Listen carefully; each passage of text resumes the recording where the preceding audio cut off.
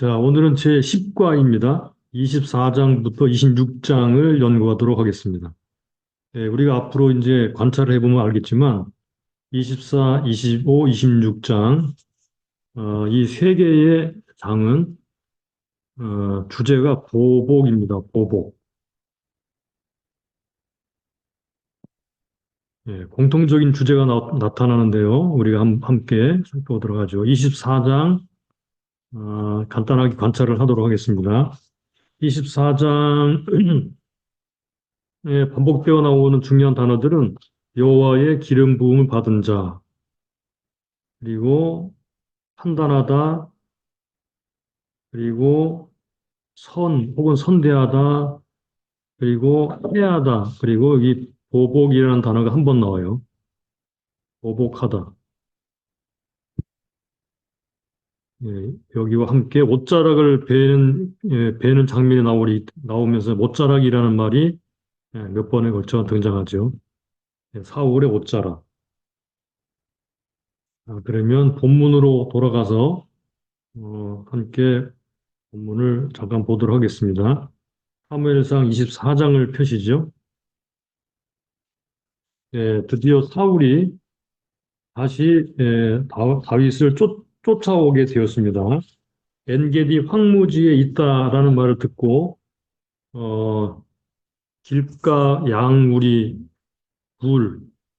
불에 발을 가리우려 들어갔다 그랬죠. 대부분 사람들은 대변을 보러 들어갔다라고 그렇게 말을 합니다. 자, 그래서 그 깊은 곳에 있던 다윗의 사람들이 이렇게 말합니다. 4절을 보시죠. 다윗의 사람들이 가로되 보소서 여호와께서 당신에게 이르시기를 내가 원수를 내 손에 붙이리니 내 소견에 선한 대로 행하라 하시더니 자, 여기를 주목해 주시기 바랍니다. 내 소견에 선한 대로 행하라 이렇게 나오죠. 자, 하시던 이것이 그날이니이다. 다윗이 일어나서 사울의 고도자락을 가만히 뵈니라 그랬죠.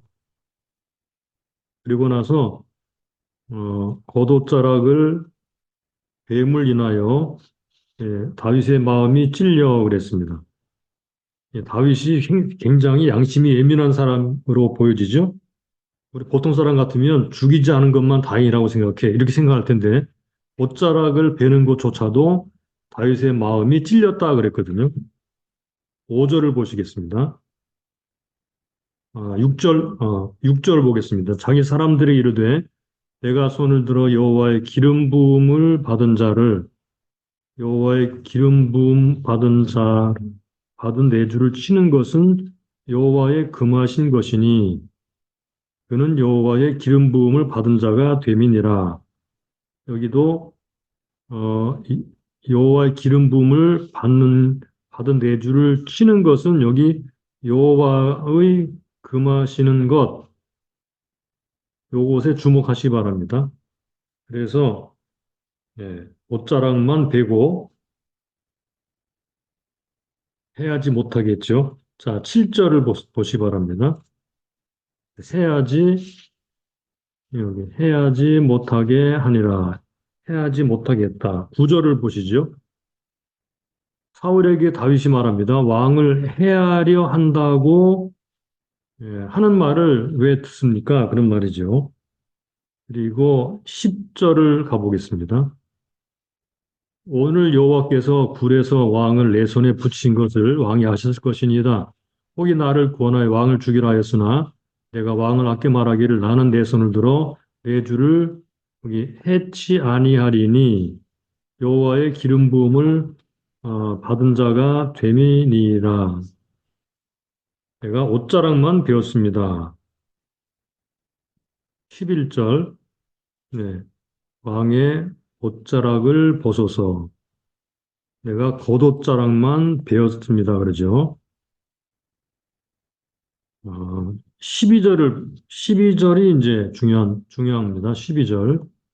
여호와께서는 나와 왕 사이를 여기 판단하사 요 말, 하나님이 판단하사 나를 위하여 왕에게 여기 보복, 요 보복이라는 말, 보복하시려니와 내 손으로는 왕을 해하지 아니하겠나이다.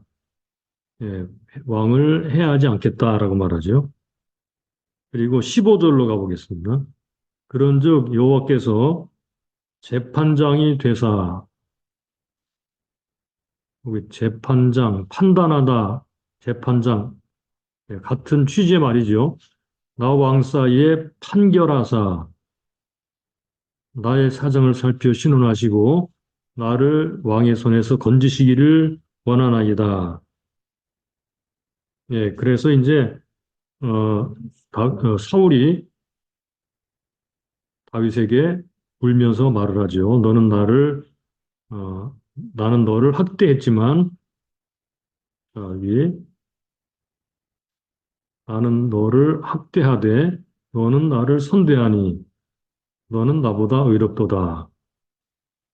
네가 나 선대한 것을 오늘 나타내었나니 여호와께서 나를 네 손에 붙이셨으나 내가 나를 죽이지 아니하였도다. 사람이 원수를 만나면 그를 평안히 가게 하겠느냐? 내가 오늘날 내게 행한 일을 여호와께서 자 여기도 여호와께서 내게 선으로 여기 갚으시기를 네, 여기 판단하다 재판장 판결하다 여기 나오죠 그죠? 재판장 판결하다 갚으시기를 원하노라. 네, 이렇게 해서 이제 헤어지게 되죠. 네, 요게 다윗을 잡으러 쫓아왔다가 불에 들어가 볼일 보다가 옷자락을 베고 그것 관련해서 이야기가 진행되는 것이 바로 24장의 이야기입니다. 자, 그러면 다시 교재로 돌아가서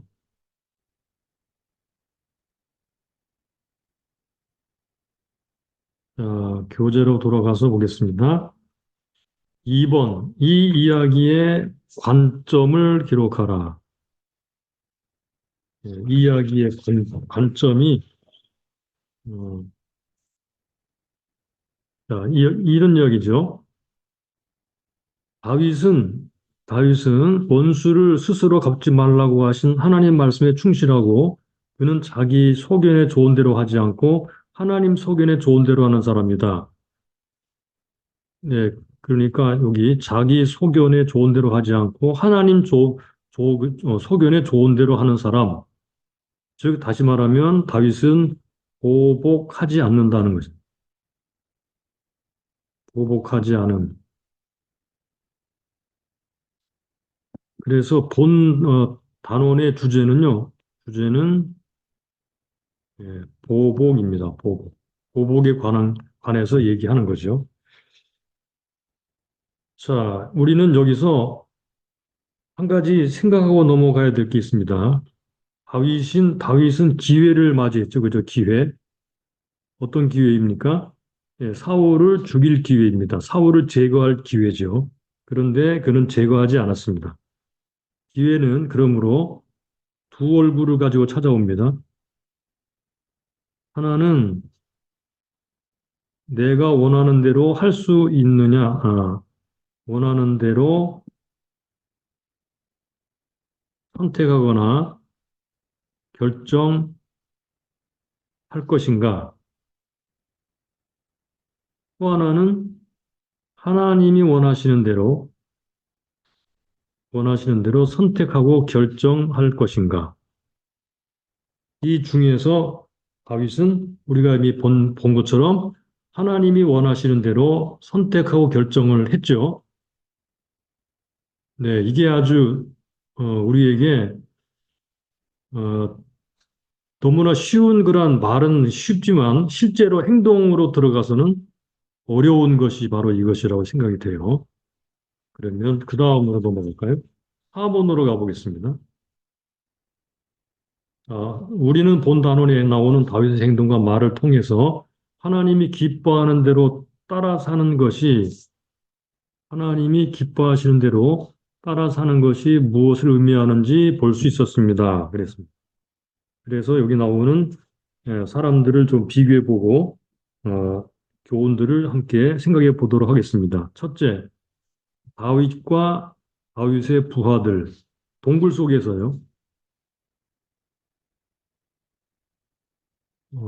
다윗의 부하들은 어땠나요? 사울을 죽일 절호의 기회다. 요거는 하나님이 주셨다라고 믿었죠. 사울을 죽일 절호의 기회를 하나님이 주셨다라고 믿었습니다. 이런 상황은 하나님이 주신 것은 맞죠. 예, 이것은 틀린 것이 아닙니다. 하나님이 이 상황을 만드신 거예요. 그런데 이렇게 좋은 상황이라고 생각되는 것은 하나님의 뜻인가? 그리고 이 하나님 만들어 주신 상황 속에서 내 뜻대로 할 것인가? 아니면 하나님의 뜻대로 할 것인가? 라는 것은 또 다른 문제라는 거예요. 하나님께서 원수를 직접 갚지 말아라. 어, 원수를 직접 갚지 말아라 라고 말씀하셨는데, 어, 다윗에게는 이게 최대의 시험이었어요. 자기 소견에 옳은 대로 행할 것인가? 아니면 하나님 보시기에 옳은 대로 행할 것인가? 기름 부음 받은 자를 직접 치지 말아라 하는 것은 하나님의 금하시는 것인데, 사울은 자기 원수이지만 하나님의 기름 부은 왕이죠. 그래서 이것이 자기 원수를 죽이고 자기가 왕이 될 것인가? 아니면 하나님 말씀대로 기름 부음 받은 자인 이 사울을 죽이지 않고 그대로 보내줄 것인가 하는 갈등에서 이제 결정을 해야 되는 순간에 도달한 것입니다. 그런데 다윗은 어떻게 했나요? 자, 여러분 우리가 잘 아는 바와 같이 다윗은 하나님이 금하시는 것을 하지 않았습니다. 그는 사울을 죽이지를 않았어요. 다윗은 원수를 사랑하라 라고 하신 말씀, 기름 부음 받은 자를 치지 말아라 라고 하시는 말씀, 어, 그는 지켰습니다. 그 다음에 두 번째로 볼까요? 다윗과 사울의 대화 속에서, 다윗과 사울, 여기는 대화 속에서, 자, 여기서 볼 때, 하나님이 최고의 재판장이다라고 말을 하죠. 최고의 재판장은 하나님이다. 보복은 하나님이 하시는 것이다. 12절을 보시면요. 보복은 하나님이 하시는 것이다. 사람이 하는 게 아니다. 나는 보복하지 않겠다. 하나님이 사울을 내 손에 붙였지만 그러나 나는 보복하지 않고 하나님께서 보복하실 것을 나는 믿는다라고 말을 합니다. 자, 이것은 믿음이 없이는 안 되죠. 하나님이 재판장이시다는 것, 하나님이 보복하신다는 것, 이것을 머릿속으로는 알고 있지만 실제 상황에서 내가 직접 보복할 것인가 아니면 하나님 말씀대로 원수를 사랑하고 놓아줄 것인가 하는 것은 아마 상당한 믿음이 필요한 그런 행동이라고 생각합니다. 그래서 여기에도 바로 이 하나님이 최고의 재판장이시며 하나님이 보복하신다라고 하는 믿음은 곧 다윗의 행동으로 따라서 왔습니다. 그래서 그의 믿음은 진짜 믿음이었다는 걸 알 수 있게 되죠. 그 다음에 3번, 괄호 3번으로 가보겠습니다. 자, 그러므로 우리가 적용적인 측면에서 나에게 좋은 모든 기회는 하나님이 기뻐하신 뜻이라고 생각할 수 있는가? 아니다는 거죠. 예, 모든 좋은 기회라고 하더라도 아까 우리가 보았듯이 첫째, 내 소견에 좋은 대로 할 것인가? 아니면 하나님 보시기에 소견에 좋은 대로 할 것인가? 이걸 결정해야 돼요. 하나님 보시기에 좋은 대로 결정을 해야 되고 내 소견에 좋은 대로는 아무리 좋은 것 같이 보여더라도 하지 말아야 돼요. 이게 신앙입니다. 이게 믿음의 사람들이 행동해야 될 지침이라고 볼 수 있겠습니다. 그러니까 내가 보기에 선한 것이 아니라 하나님 보시기에 선한 대로 다윗이 그렇게 했다는 거예요. 지금 본문에 보면은 분명히 그렇게 했죠. 이게 다윗이 대단한 사람이라는 것을 보여주는 그런 측면입니다.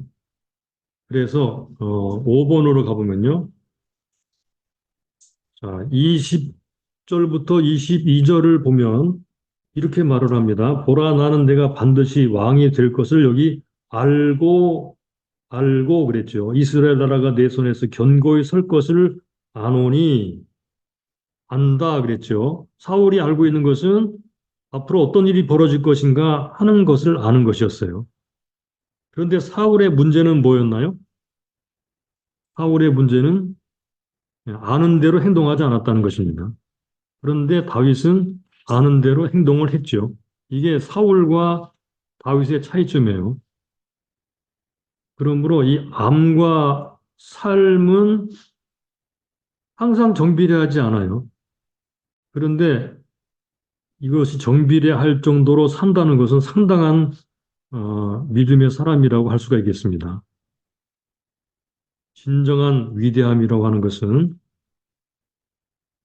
진정한 위대함은 내가 해를 입을 줄을 알면서도 하나님이 기뻐하신 뜻을 구하고 그대로 사는 것.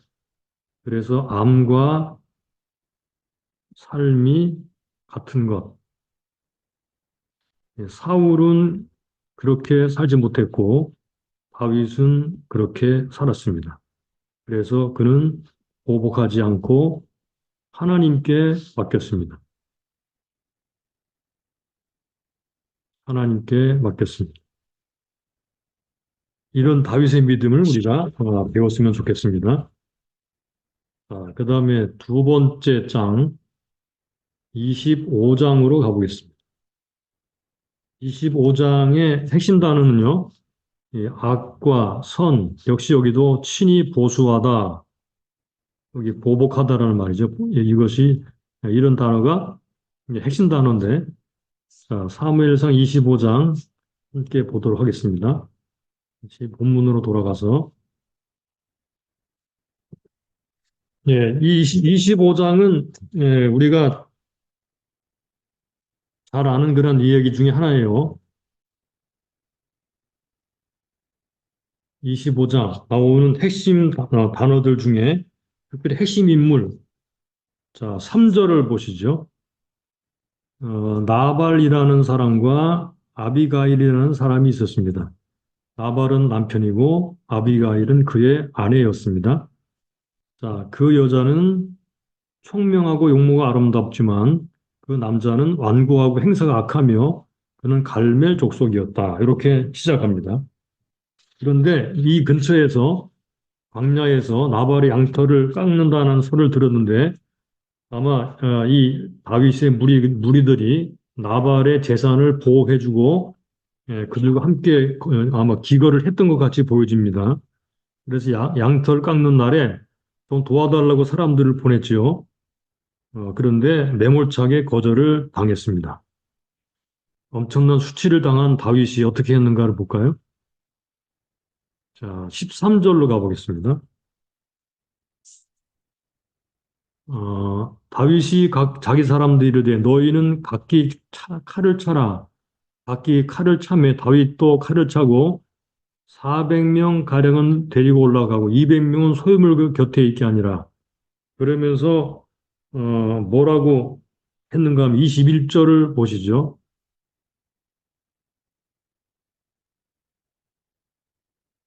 자, 21절로 가볼까요? 21, 어, 21절.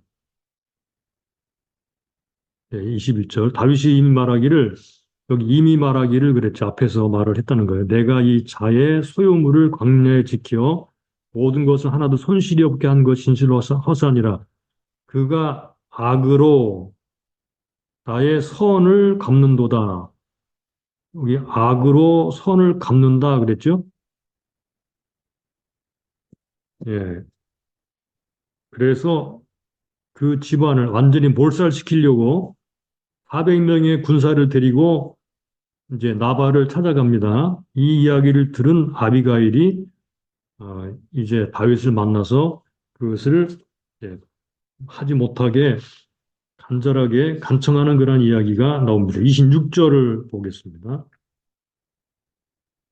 내 주여 여호와께서 사시고 내 주도 살아계시거니와 내 주의 손으로 피를 흘려 여기 친히 보수하시는 일 여호와께서 막으셨으니 친히 보수하는 일 여호와께서 막으셨다. 그러니까 자기를 보냈다는 거죠. 그래서 계속 이제 간청을 하죠. 31절로 가보겠습니다. 내 주께서 무죄한 피를 흘렸다든지 내 주께서 친히 여기 보수하셨다든지 함을 인하여 슬퍼하실 일 것도 없고 내 주의 마음에 걸리는 것도 없으시리니 다만 여호와께서 내 주를 후대하신 때에 본컨대 내 주의 여종을 생각하소서 그랬습니다. 33절로 가보겠습니다. 또 내 지혜를 칭찬할지며 이제 다윗이 아비가일의 말을 듣고 그 의견을 받아들였습니다. 또 내 지혜를 칭찬할지며 또 내게 복이 있을지로다 오늘날 내가 피 흘릴 것과 보복하는 거죠. 친히 보수하는 것을 내가 막았느니라.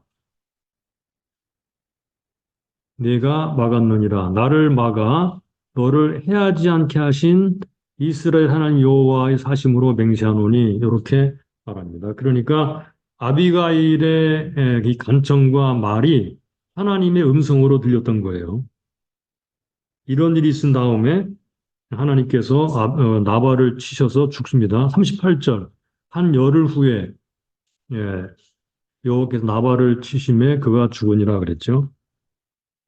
나발이 죽었다 함을 듣고 자 39절 보십시오. 나발이 죽었다 함을 듣고 가로되 나발이 나발에게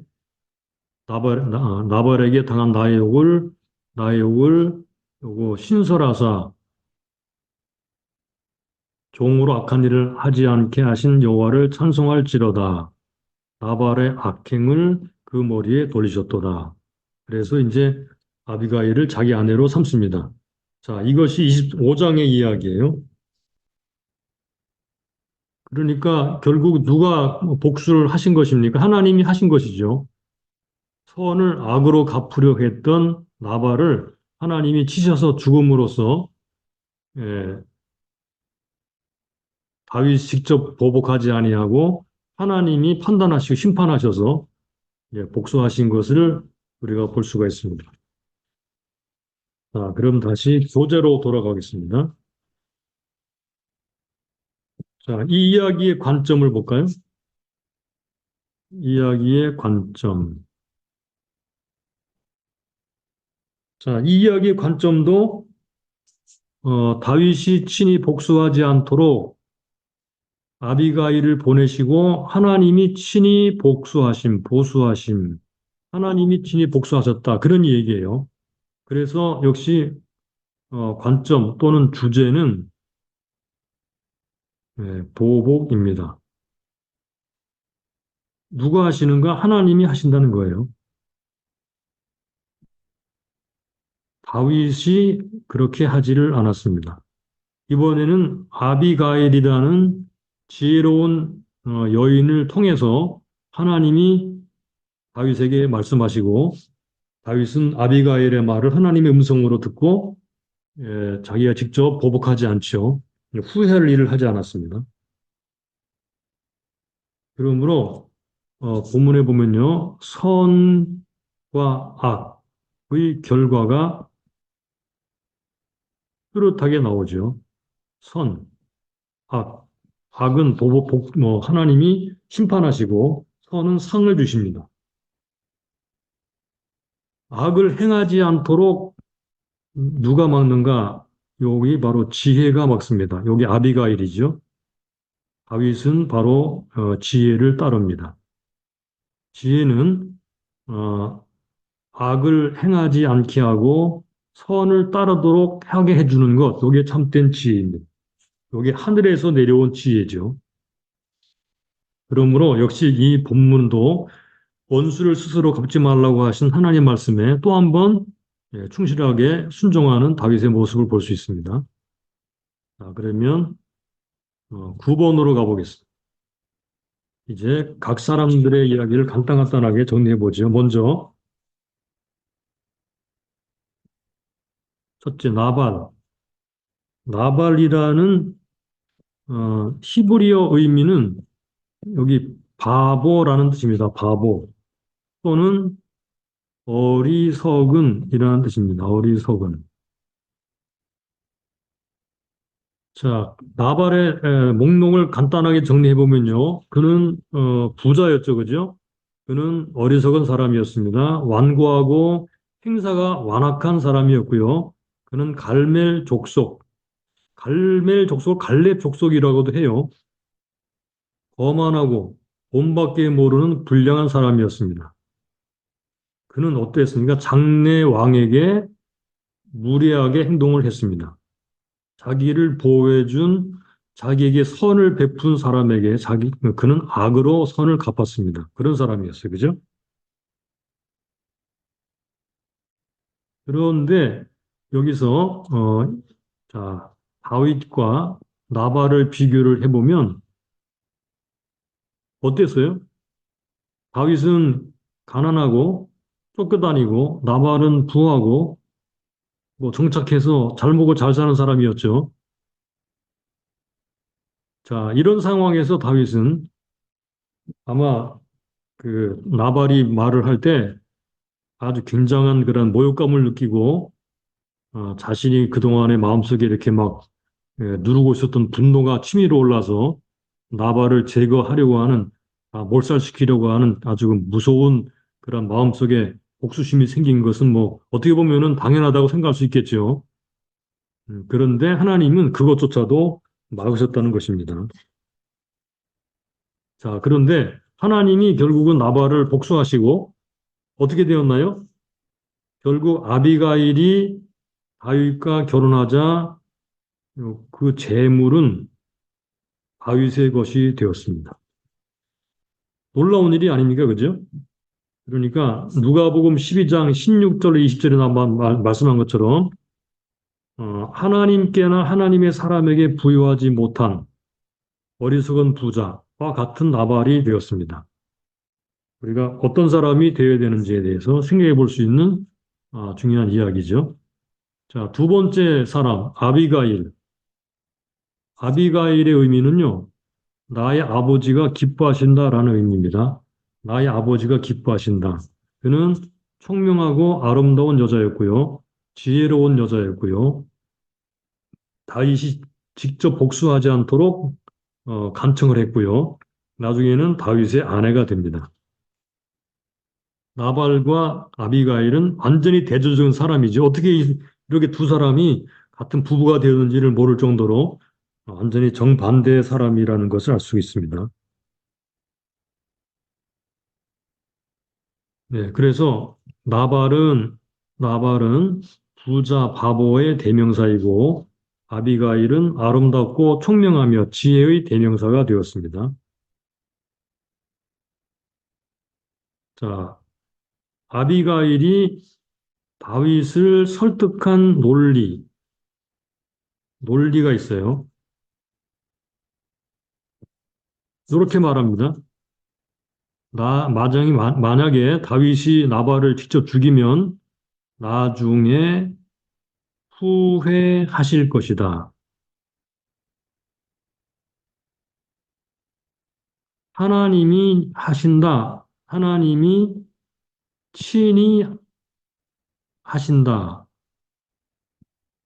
예, 요게 아비가일의 말이었어요. 이게 참 잘 맞는 말이죠, 그죠? 네, 26절, 30절에 보면 이런 말이 나오죠. 네, 우리도 마찬가지로요. 나중에 후회될 일을 지금 막 이렇게 막 속에서 끌어온다고 해서 나중에 후회될 일을 하면 안 되죠. 그리고 하나님이 여기 친히 하신다고 항상 말씀했거든요. 보복하지 말아라. 보복은 하나님의 것이다. 이렇게 말씀하시면서 하나님이 친히 하신다라고 했으니까 하나님께 맡기는 것이 우리가 나중에 상 받을 일이라는 거 꼭 기억하면 좋겠습니다. 다른 일들도 마찬가지죠. 보복에 관한 문제뿐만 아니라 나중에 후회될 일을 해서는 안 될 것입니다. 이것이 아비가일의 지혜였습니다. 자, 그 다음에 다윗이라는 사람. 우리가 지금 다윗 이야기를 하고 있지만 다시 한번 정리해 보자면 다윗. 보복과 감정의 폭발이라는 관점에서 다윗과 사위를 비교해 보면요. 자, 사울은 다윗을 보복하고 죽이려고 했죠. 다윗도 나발과 그의 족속들을 그렇게 하려고 했습니다. 그런데 사울도 그랬고 다윗도 똑같이 그렇게 시도했지만 어떻게 되었나요? 예, 사울은 직접 복수하려고 계속 죽을 때까지 그렇게 했습니다. 잘못된 줄을 알면서도 그랬어요. 그런데 다윗은 스스로 복수하려고 하다가 어, 하나님의 뜻을 깨닫고 하지는 않았어. 이게 중요한 거죠. 하나님의 뜻을 깨닫고 하지 않는 게 중요한 것입니다. 처음에는 이게 막 이렇게 끌어오를 수 있죠. 그런데 하나님이 성경 말씀으로나 아니면 사람들을 통해서나 이렇게 알게 하실 때, 그 알게 될 때 하나님의 뜻을 따르는 것, 자기의 감정을 누르고 마음을 돌려먹는 것, 이게 바로 훌륭한 사람이라고 볼 수 있겠습니다. 네, 그렇죠. 이것이 바로 다윗의 위대함입니다. 그가 그 외에도 왕이 되어서 엄청난 죄를 지었지만 회개하고 다시 하나님의 말씀으로 돌아왔죠. 이게 바로 다윗의 위대함입니다. 이게 바로 다윗의 위대함입니다. 잘못을 인정하고 하나님을 찬송하며 하나님께로 돌이키는 것, 이게 다윗의 위대함이며 우리가 해야 될 것이라고 생각합니다. 이제 그래서 영적 조언자였던 사무엘이 죽은 후에 아비가일은 또 다른 지혜로운 조언자로 등장한다는 것을 알 수 있게 됩니다. 자, 여기 11번으로 11번 밑에서 제가 정리한 게 있는데 예. 아비가일과 다윗과 아비가일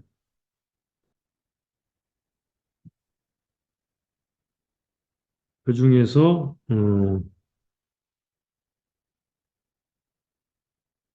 한 군데를 한두 군데를 읽어보겠습니다. 나발은 다윗의 자존심을 짓밟았다. 나발은 다윗과 그 일당을 광야에 출몰하는 강도 때와 동일시하였던 것이다. 그러자 그의 선함은 온데간데 없어지고 광야의 모습처럼 그의 마음이 황폐해졌다. 이성을 잃어버렸다. 정체성도 잃어버렸다. 관용도 잃어버렸다. 거룩함도 잃어버렸다. 그는 또 다른 사울이 될 뻔하였다. 그랬죠? 예, 그 순간은 그랬습니다. 그런데 아비가일이라고 하는 아름답고 지혜로운 여인의 말을 통해 하나님의 음성을 듣게 되었습니다. 그래서 그녀는 그의 아름다움을 회복시켜 주었습니다. 그녀는 다윗의 아름다움을 회복시켜 주었습니다. 다윗의 아름다움, 이거를 회복시켜 준 여자 아비가일. 하나님의 음성이었습니다. 그것이. 그래서 다시 이성을 회복하고 하나님을 찬양하며 예, 복수하던 길을 돌이켜서 중단하고 하나님의 뜻을 따르죠. 지혜는 그런 것입니다. 지혜는 우리를 하나님께로 인도하고 지혜는 하나님에게로 우리를 인도한다. 지혜는 우리가 친히 복수하지 말라고 한다. 이게 지혜입니다. 자, 마지막 부분에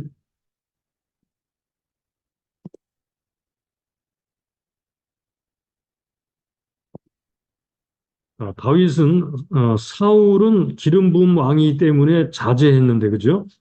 왜 나발에게는 자제하지 못했을까?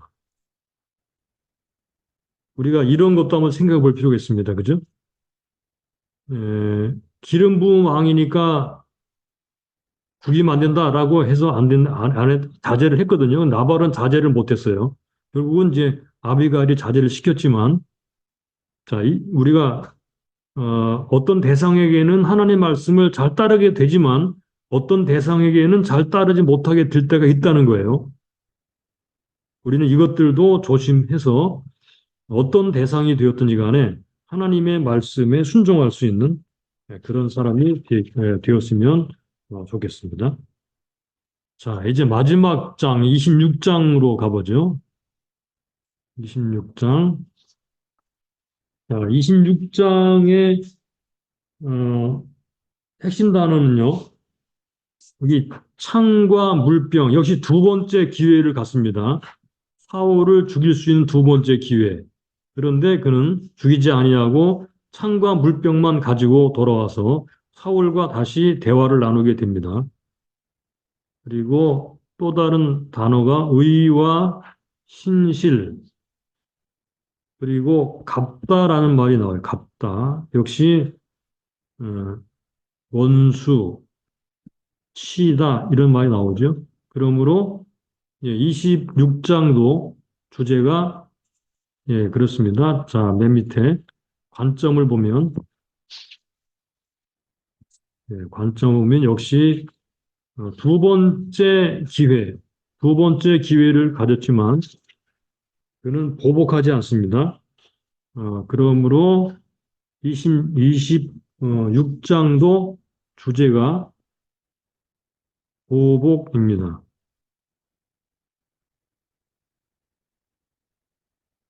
하나님이 갚으신다는 거예요. 하나님이 행한 대로 갚으신다.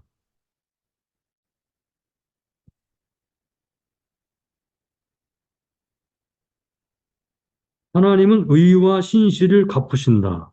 23절에 이런 말이 등장합니다. 자, 그러면 이 정도 우리가 먼저 보았으니까 다시 본문으로 돌아가서 한번 그런 말들을 확인해 보도록 하죠. 본문으로 관찰 도표로 돌아가 보겠습니다.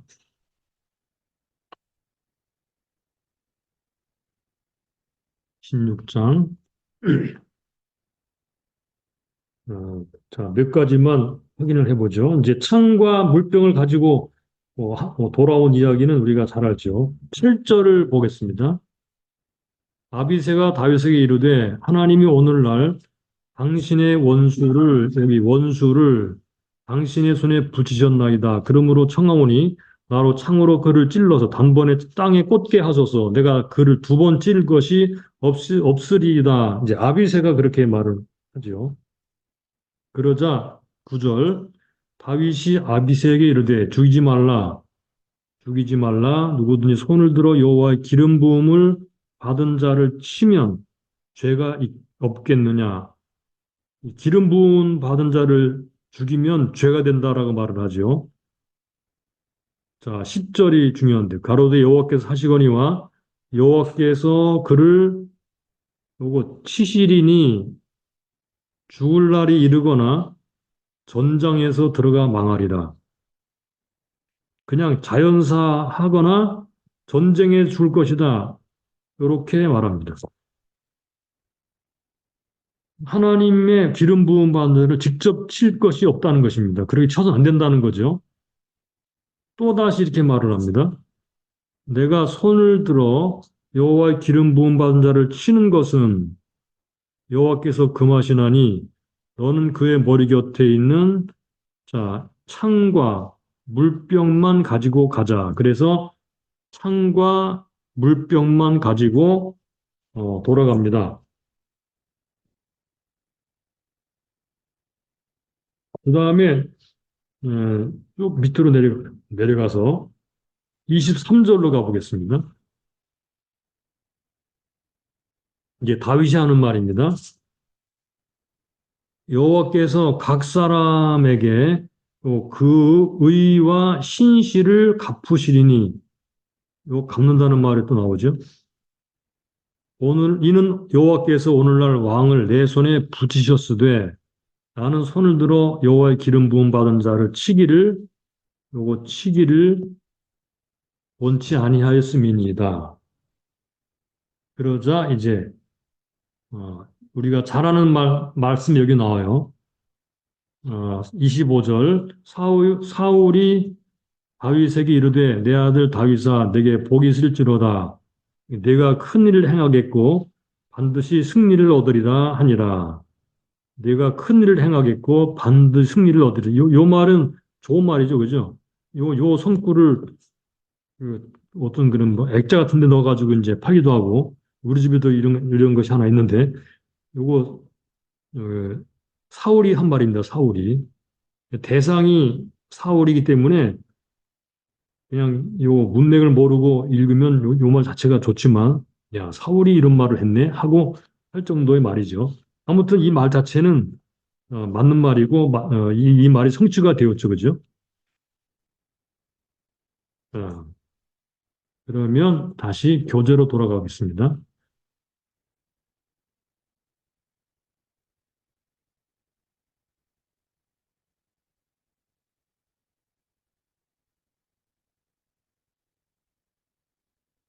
14번으로 가겠습니다. 다윗은 하나님을 어떤 분으로 확신하고 있습니까? 자, 그래서 본문에 나오는 하나님에 대한 그 목록을 한번 간단하게 정리해 보겠습니다. 한마디로 말하면 절대적인 주권을 가지신 여호와 하나님. 하나님은 사시는 하나님이죠. 기름 부음 받은 자를 치는 것을 금하시죠. 하나님 원하시면 사울을 어떤 방식으로라도 없애실 것입니다. 하나님이 하신다는 거죠. 상황을 만들어 가시죠. 깊은 잠을 들게 하시고요. 다윗에게 붙이시고요. 어, 하나님께서 여호와를 섬기지 못하게 하는 자들에게 저주를 내릴 것이다라고 믿었습니다. 특별히 여기 보면은 여호와는 각 사람에게 의와 신실을 갚으시는 분이다. 이 말이 아주 중요하죠. 여호와는 각 사람에게 의와 신실을 갚으시는 분이다.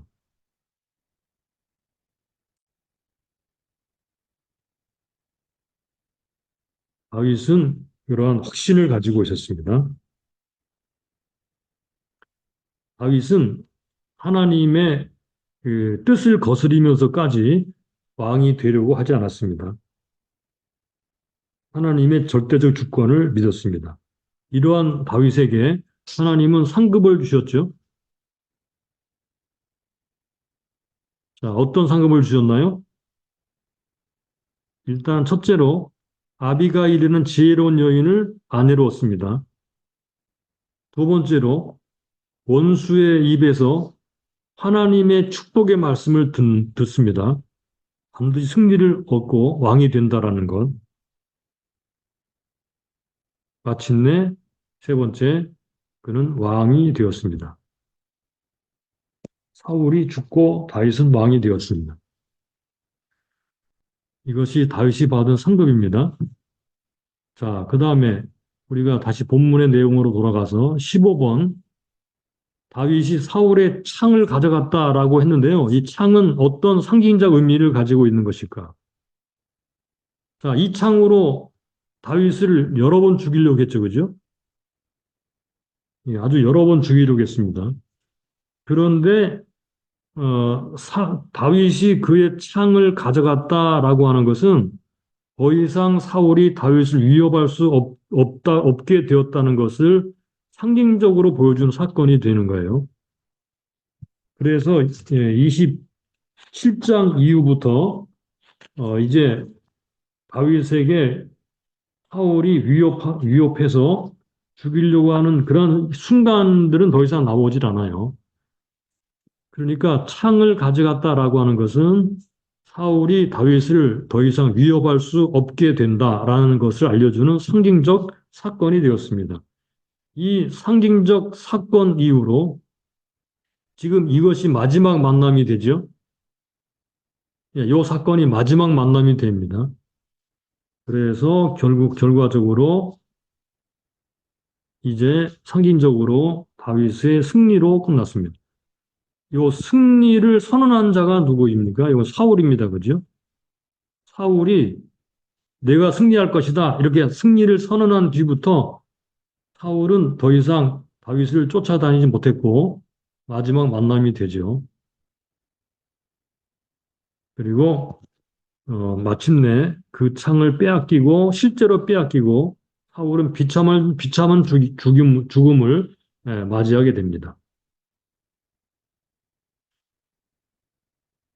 자, 16번으로 가보겠습니다. 26장 17절로 25절 요 부분을 우리가 읽어보게 되면요. 사울의 심정이 나타나거든요.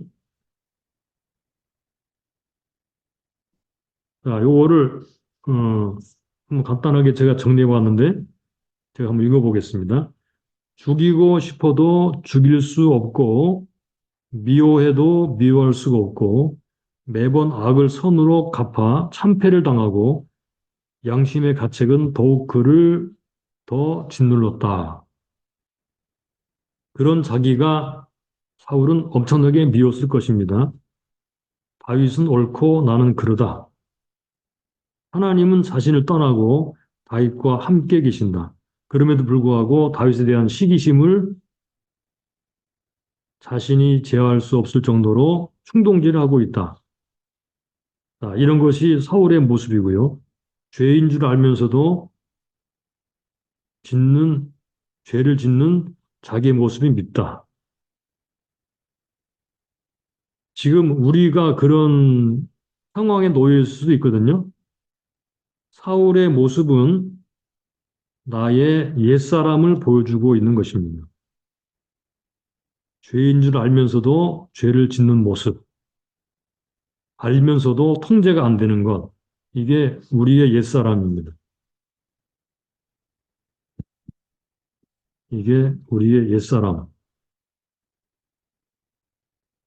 그런데 하나님께서 다윗 가문의 아드님, 즉 예수 그리스도를 통해 우리를 용서해 주시고 다윗과 같은 마음으로 살아가도록 가르쳐 주십니다. 우리가 사울의 심정을 한번 비추어 보아서 우리 자신이 어떻게 하고 있는지, 우리 옛사람이 어떻게 죽고 있는지를 한번 생각해 보았으면 좋겠습니다. 자, 이제 정리를 하겠습니다.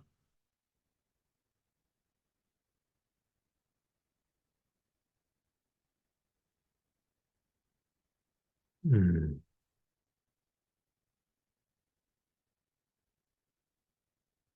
이 중에서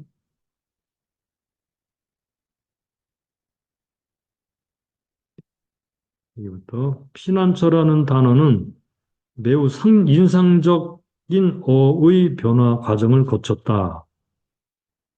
우리가 하나님이 우리의 피난처가 된다 그렇게 말하고 다윗은 하나님은 나의 피난처라고 여러 번 얘기했죠, 그죠?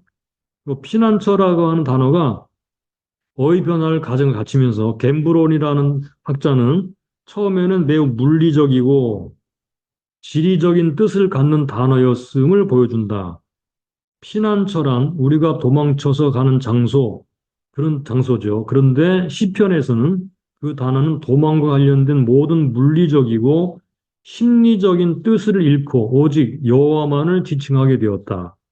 예, 요게 이제 중요하죠.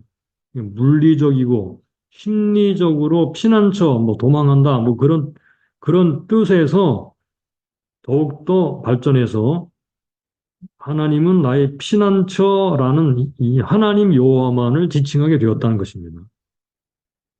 그래서 인간이 단호하게 혹은 구체적인 위험과 유혹에 직면할 때마다 어떤 사람이나 사물보다도 위에 계신 여호와를 선택한다는 의미에서 말이다.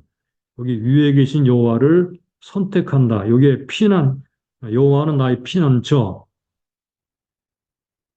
어, 여기서 이제 단어를 또 몇 개 좀 정리해 보자면 하나님을 선택하는 것이고 하나님을 믿는 것이고 하나님이 자기를 보호한다고 그렇게 믿는 것입니다. 이것을 선택한다라는 말 속으로 다 집어넣어 이야기한 것 같아요. 유진 피터슨이 그렇게 얘기를 했죠. 예, 우리가 묵상하는데 좀 도움이 될 것 같아서 소개를 했습니다. 지금까지 우리는 다윗의 광야에서의 도피하는 것들을 통해서 이 사무엘상의 이 다윗의 그 광야 생활을 생각했는데요. 자, 우리가 앞에서 이야기한 것처럼 광야는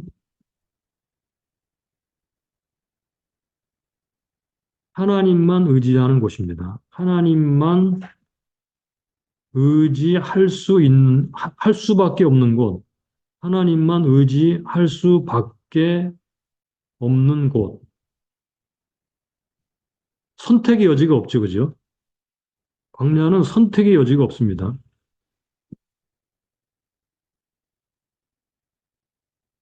그래서 하나님은 우리를 광야로 보내시는 거예요. 하나님만 선택할 수밖에 없기 때문에 하나님을 우리가 선택하도록 하기 위해서 하나님은 우리에게 이 광야라고 하는 여러 가지 환경 속에 우리를 집어넣어서 하나님만 의지하게 하는 것이죠. 자, 특별히 뿐만 아니라 우리가 오늘 읽었던 24, 25, 26장에서 보복을 배우는데 광야에서는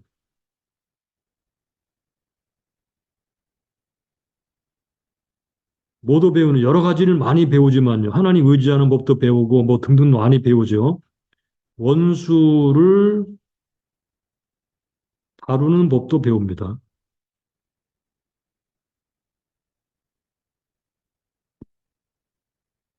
예. 다윗이 보통 사람 같았으면 아마 사울을 직접 죽였겠죠.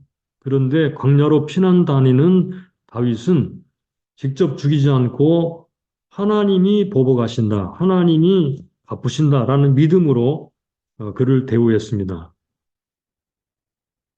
예, 그 결과 진짜로 그렇게 되었죠. 자, 또 훈련이라는 측면에서 광야는 내가 끝내는 게 아닙니다. 내가 끝내는 것이 아닙니다. 내가 광야에서 나아가고 싶다 그래서 나갈 수 있는 게 아니죠. 이스라엘 백성들이 광야 40년을 살 때 하나님이 이제는 광야에서 가나안으로 들어가라. 하나님이 끝내시는 거예요. 예, 광야는 하나님이 끝내십니다. 이게 바로 훈련입니다.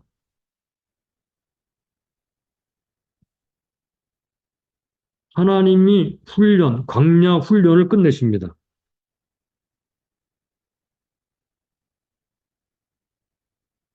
자, 다윗이 이런 광야에서 어, 엄청난 훈련을 받았다는 거 우리가 잘 알죠. 그는 10년을 광야에서 살았습니다. 하나님만 의지하는 법을 배웠고요. 원수를 다루는 법, 특별히 여기 나오는 사울, 나발 이런 사람들을 다루는 법도 배웠습니다. 그러자 하나님께서 광야를 끝내셨습니다. 그는 드디어 왕이 됩니다. 하나님께서 역시 이 다윗의 이야기를 통해서 우리가 어떻게 하나님이 허락하시는 광야 속에서 하나님만 의지하고 하나님이 허락하시는 사람들을 하나님 뜻대로 다루며 하나님이 끝내실 때까지 인내하고 우리 자신을 연단할 것인가 하는 것을 가르쳐 주십니다. 우리가 이 말씀을 생각하면서 하나님의 뜻에 순복할 수 있도록 더욱더 우리 자신을 하나님께 굴복시키면 좋겠습니다.